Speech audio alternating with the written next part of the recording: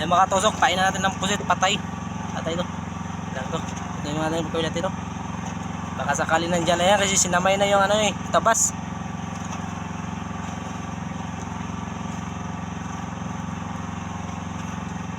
So, ganyan lang to mga katusok ko.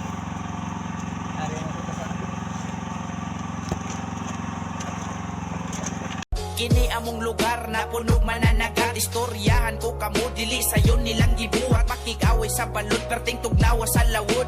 Dagan ko og kaila nagantos kay nagkalisod. Makadawi lang ginagmay dako na nangakalipay sa ilang mga pamilya aron lang makalahutay nya na ay uban diha nga kaminusan lang mi. Wala man sad nako nagikaulaw nga pobre mi.